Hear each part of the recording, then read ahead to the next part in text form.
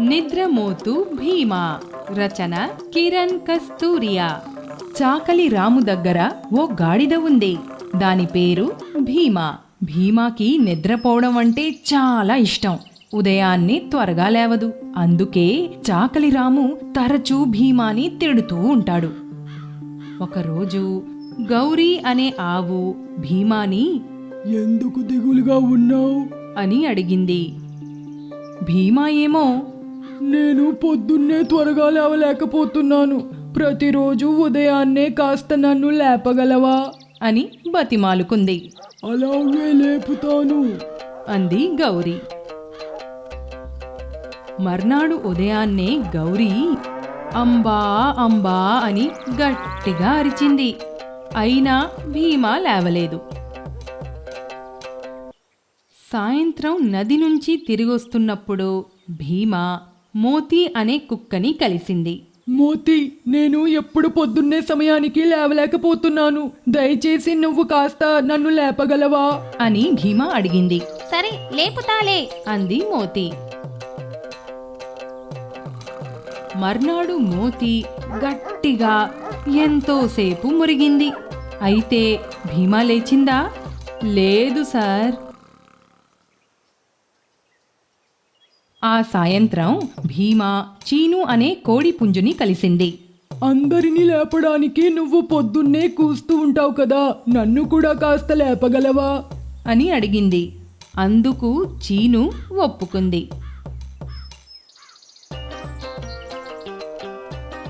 మర్నాడు ఉదయం చీను గట్టిగా చాలాసేపు కూస్తూనే ఉంది. అయినా భీమా మాత్రం లేవనే లేదు. మర్నాడు సాయంత్రం భీమా సంతోషంగా అరుస్తున్న కాలా అనే కాకిని కలిసింది. కాలా, నువ్వు నన్ను ఉదయాన్నే కాస్త లేపవు అని అడిగింది. అందుకు కాలా ఎందుకు చెయ్యను? నేను అరిచి నిన్ను లేపుతానుగా అంది.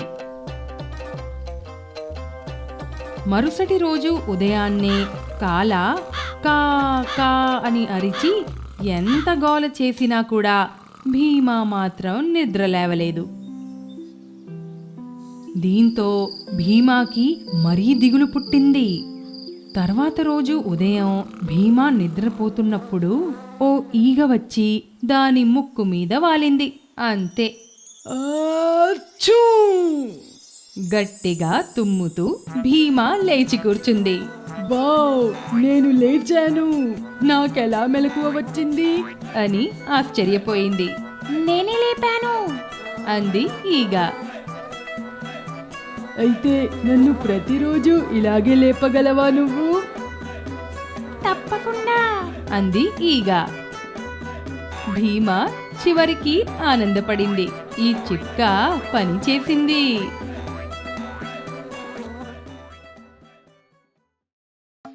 హాయ్, ఈ వీడియోను లైక్ చేయడం మరియు షేర్ చేయడం మర్చిపోవద్దు. దయచేసి మీ వ్యాఖ్యలను క్రింద ఇవ్వండి.